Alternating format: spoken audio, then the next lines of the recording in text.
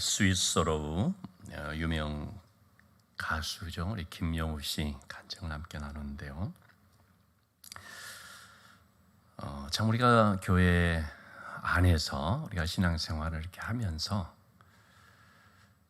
우리 하나님을 믿고 하나님을 섬긴다고 하는 사람들이지 않습니까? 그런데 교회 안에서도 참 가지가지 우상들이 있는 것을 볼 수가 있습니다. 대표적으로 오늘 우리 간증에 나오는 것처럼요, 성공이라고 하는 우상, 그걸 이루어주기 위한 수단으로 그런 어떤 방편으로 하나님을 생각하는 거죠.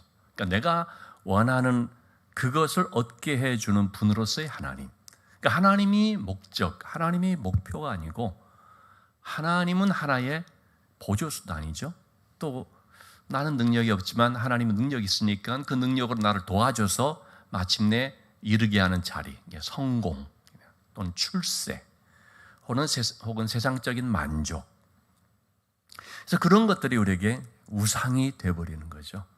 결국은 보면 교회를 다니고 하나님을 섬긴다고 찬송도 하고 기도도 하고 말씀도 보고 은혜를 받는다고 하지만 목적은 보면은 성공이 되어버리고 또는 출세 혹은 성취, 그리고 그걸 통해서 또 돈도 얻고 인기도 얻고 무엇보다도 어떤 이 안정된 삶을 살아갈 수 있는 세상적 만족. 특별히 제가 볼 때 아마 가장 많은 그 성도들의 그런 생각이 이 안정적 삶, 그게 바로 우상이다라고 생각이 됩니다. 지금도 우리 다음 세대 신앙교육하는 사람들을 비롯해서요, 공공연하게 여러분 높은 자리에 가서 오늘 간증이 나온 것처럼 트로피를 얻어야, 또 어떤 아주 이렇게 메달을 따고 말이죠. 그러면은 하나님이 영광 받습니다. 하나님의 사람들, 예수 믿는 사람들이 그렇게 출세하고 또는 그런 어떤 높은 자리에 오르고 그러면은 하나님이 영광 받습니다라는 식으로 얘기하는 것들이 지금도 있지요. 굉장히 잘못된 사상이고 잘못된 메시지죠. 그러나 저만 하더라도 자라면서요, 그런 것들이요 당연하게 한 것처럼 그렇게 많이 얘기가 됐었습니다. 그런데 이제는 복음은 그거 아니다. 많이들 좀 그래도 각성을 하고 신앙적인 바른 그런 길들을 찾게 되면서 목회자들로부터 시작해서 또 많은 그런 신앙의 지도자들 혹은 또 소그룹 인도자들 이와 같은 또 신앙의 교사들, 이런 사람들도 많이 이제 그런 가치관이 바뀌게 됐지요. 그렇지만 지금 또 여전히 그런 면들이 많이 있다고 생각이 됩니다. 그래서 우리가 그런 것들을 굉장히 경계를 해야 됩니다. 성공해야지 그게 하나님 영광 받는 길이고, 어떤 세상적으로 내가 안정적인 삶을 추구하게 될 때 그럴 때 내가 응답받은 삶이고, 전혀 그렇지 않다 하는 것이죠. 하나님께서는 애굽에서 종살이하고 있었던 이스라엘 백성들을 이제 구원해 주셔서 출애굽의 사건을 통해서 그 종살이에서 나오게 해방시켜 주시고 약속의 땅이 가나안으로 인도를 하시죠. 그 약속의 땅에서 하나님 섬기는 백성으로서 하나님의 사명을 감당할 수 있는 그런 뜻을 가지고 그 백성들을 인도를 하시죠. 그런데 그 약속의 땅을 들어가기 전에 광야라고 하는 과정을 거치게 하죠. 우리는 자꾸 결과를 중심으로만 생각을 하는데 사실은 결과보다 더 중요한 것이 과정이지 않습니까? 결과를 얻고 난 뒤에는 참 허무해지는 일들도 많이 있거든요. 과정이라는 것을 굉장히 중요하게 생각을 해야 되는데 과정을 무시해버리면요, 하나님께서 인도하시는 그 과정의 의미를 놓쳐버리는 경우들이 참 많이 있습니다. 그렇기 때문에 출애굽기 말씀부터 시작해서 여호수아까지 그 과정이 바로 광야 생활이라고 할 수 있는데, 약속의 땅으로 가기까지의 생활, 그걸 말한 것이 광야 생활입니다. 이 광야 생활을 통해서 하나님께서는 그 백성들을 부단히 훈련을 시킵니다. 훈련시키는 그 내용을 단 한마디로 좀 요약을 한다면 저는 이렇게 정리를 하고 싶습니다. 물을 빼는 것입니다. 우리가 군대를 들어가면요, 남자 우리 청년들 또 남신도들은 뭐 다 경험들을 하게 되는 거지만, 군대를 들어가게 될 때 가장 먼저 하는 게 뭡니까? 소위 사회 물을 빼는 것입니다. 말씨도 바꾸고, 그래서 자꾸 이런 사고를 바꾸도록 하죠. 빨리 사회 물이 빼져야 군대 생활이 적응이 잘 되고 또 그렇게 편해질 수가 있죠. 근데 이 사회 물이 안 빠지게 되면 참 힘들고, 본인도 힘들고 같이 있는 사람도 힘들고 또 가르치는 사람도 힘들고, 이렇게 물을 빼야 되는 것입니다. 하나님께서는 광야 생활을 통해서 그 백성들을 물 빼기 작업을 계속합니다. 무슨 물이겠습니까? 애굽에서의 생활, 애굽이라고 하는 종살이, 그 종으로 살았던 혹은 노예 근성, 이게 너무나 깊이 박혀 있고 완전히 이게 소위 쪄들어 있거든요. 그래서 하나님께서는 그 물을 빼기 위해서 부단히 훈련을 시키는 거죠. 여러 가지 모양으로 훈련을 시키는데, 그 중에 뭐 물론 몇 가지 내용을 말할 수 있지만 두 가지를 말씀드리면, 첫째는 바로 지난 우리 금요 심야기 때 봤던 말씀입니다. 원망과 불평. 하나님께서 그 백성들을 다루어 가시는데 애굽의 종살이 가운데 완전히 그들의 깊이 박혀 있는 이 노예 근성, 어떤 종살이의 종으로 사는 그런 삶에서 좀 그들 가치관으로 형성돼 버린 것, 습관으로 돼 버린 것, 뭐냐면 원망불평이라는 거죠. 툭 하면 원망불평. 그래서 홍해의 엄청난 사건을 경험하고 난 뒤에 홍해의 그 큰 그런 일을 통해서 얼마나 감사하고 찬양하고 그랬습니까? 불과 사흘밖에 안 지났는데 마실 물이 좀 없다고 해서 원망불평 막 터져 나오죠. 하나님께서 반석에서 이제 물론 마라의 쓴물을 달게도 하셨고, 반석에서 샘이 나오도록 반석을 치라 하는 내용을 우리가 지난 금요 심야기 때도 봤습니다. 원망불평을 하나님께서는 어떻게 하든지 감사로 좀 바꾸게 되기를 원하시는데, 참 여러분, 어지간히도 그게 안 되는 거죠. 그렇게 많은 훈련을 거치면서도 그렇게 안 되는 겁니다. 바로 이 원망불평이라는 것, 이것이 노예 근성이었고, 하나님은 바로 그런 것들을 이렇게 탈바꿈시키기 위해서 광야의 훈련을 이제 거치게 하는 거죠. 자, 원망불평이 있는데 또 한 가지 그 백성들에게 하나님께서 훈련시키는 것이 뭐냐면요, 탐욕의 문제였습니다. 탐욕. 자, 하나님께서 그 백성들을 이제 홍해에서 건져내 주신 다음에 약 한 달여의 그런 이제 한 달여 지내면서 도착되게끔 한 곳이 어디냐면 시내산이었습니다. 그러니까 이 6월절은 이제 그들이 이제 구원함을 받은 날이지 않습니까? 6월절로부터 50일 되는 날을 가리켜서 오순절이라고 그러죠.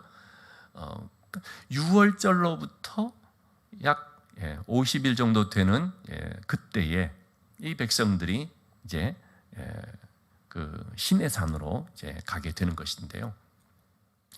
그 시내산에서 그 시내산에 이제 가는 그 과정이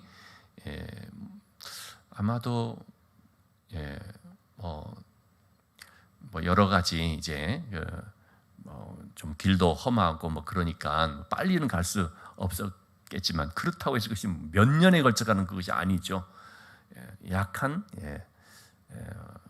달 좀 지나서 한 50일여 정도 됐을 것이다라고 보는데, 시내산에서 그들에게 하나님이 말씀을 주셨습니다.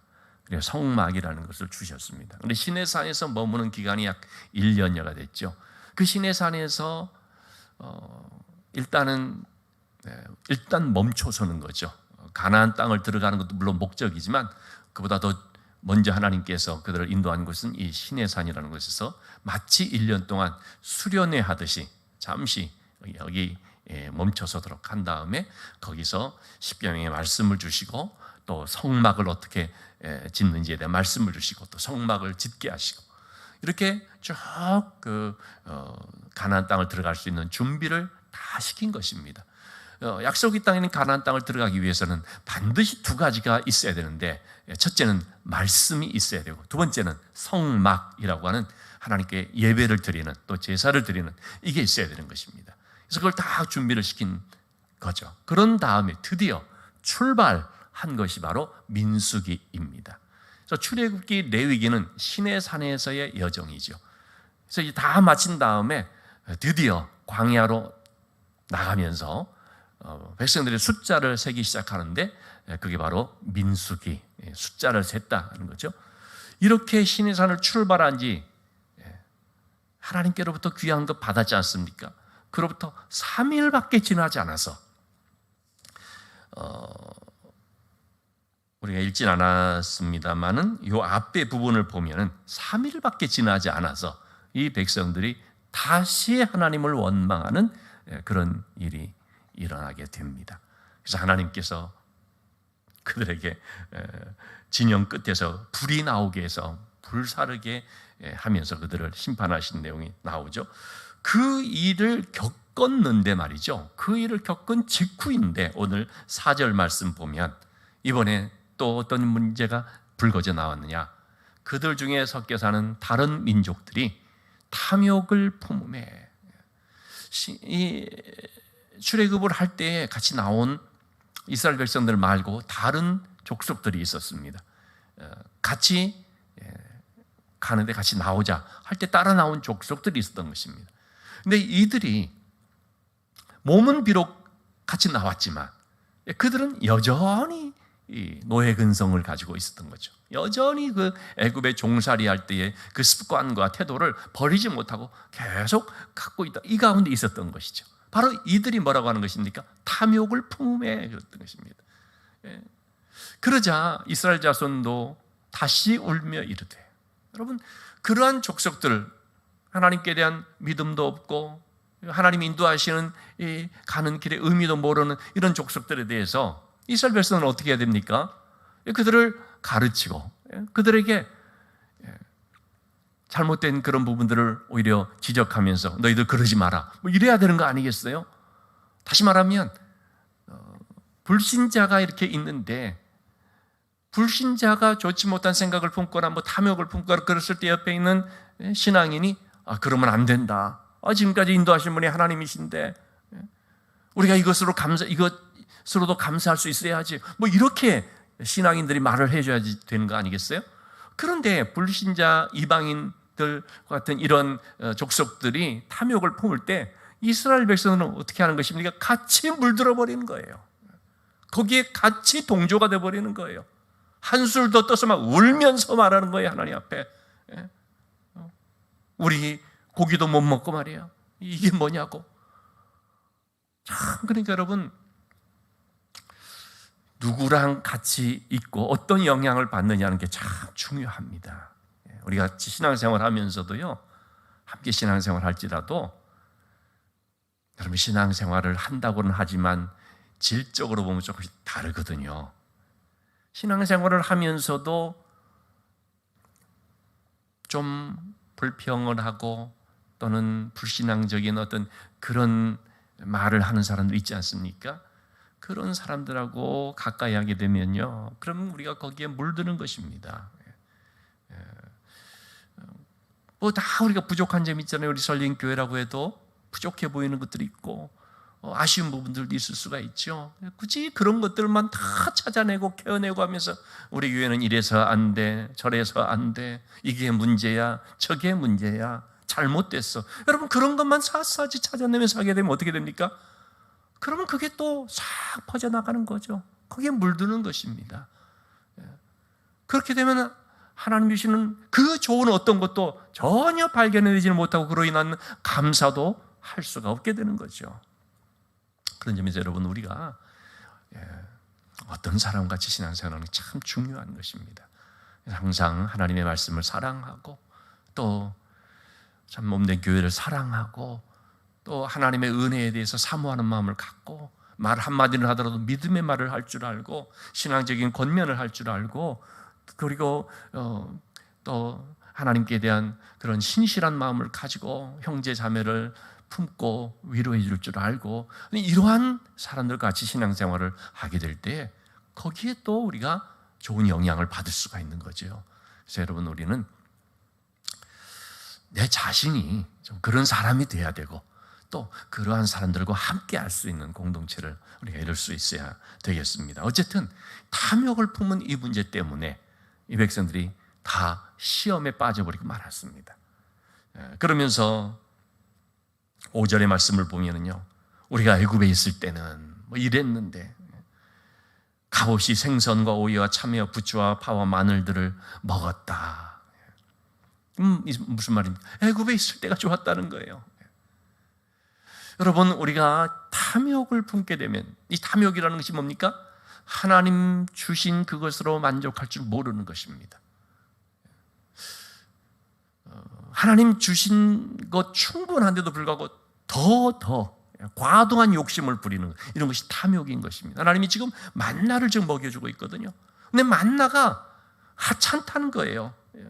우리 뭐 이런 만나 6절의 말씀 보면 만나 외에는 이렇게 말을 하거든요. 그러면서 민수기 21장 5절의 말씀을 보게 되면요, 이 하찮은 음식 만나를 싫어한다. 이런 식으로 발전이 되어버리는 것입니다.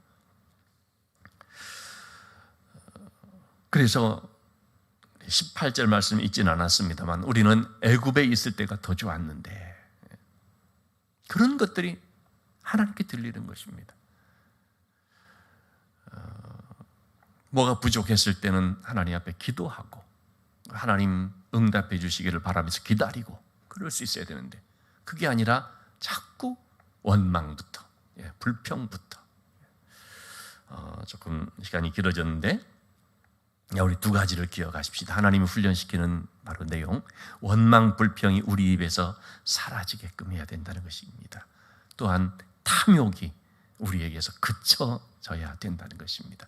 우리의 마음에 탐욕이 아니고요, 감사죠. 감사. 오늘 찬양도 이렇게 했습니다만 감사에서 행복이 나오는 것이고 감사에서 하나님의 은혜를 기억하게 되는 것이죠. 내가 무슨 거창한 것을 얻었기 때문이 아니라 나에게 주어진 바로 이 자체로 인하여서 감사할 줄 아는 것. 감사해서 우리가 하나님을 향한 믿음이 점점 더 자라게 되는 겁니다. 결국 그래서 믿음의 열매는 뭐라고 합니까? 감사라는 거예요. 정말 하나님을 믿고 의지하는 사람인가? 뭘 보면 알 수 있냐? 감사라는 거죠. 감사가 없느냐?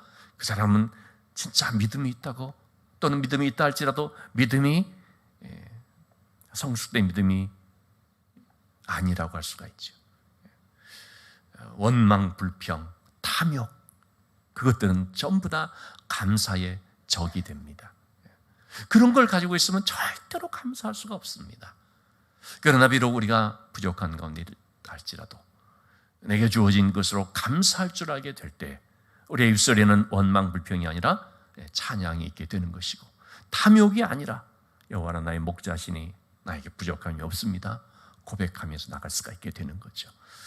자, 여러분, 우리의 신앙을 늘 점검해 보면서 우리도 모르는 사이에 이 세상적인 가치관, 인간적인 그런 가치관에 물들어서 자꾸 우리에게 주어진 귀한 것들을 보지 못하고 놓쳐버리고 원망, 불평이나 자꾸 탐욕에 물들어 버릴 수 있는 이런 면들이 있을 수 있기 때문에 항상 우리가 이런 것을 경계로 삼아서, 그래서 원망, 불평이 그쳐지고 탐욕이 내 안에서 멈춰지는, 그래서 감사로 채워지는 삶이 될 수 있도록 여러분, 그런 신앙을 위해서 계속 우리 자신들을 가꾸어 나가고 그런 신앙으로 성장, 성숙해 갈 수 있게 되기를 주님의 이름으로 부탁을 드립니다.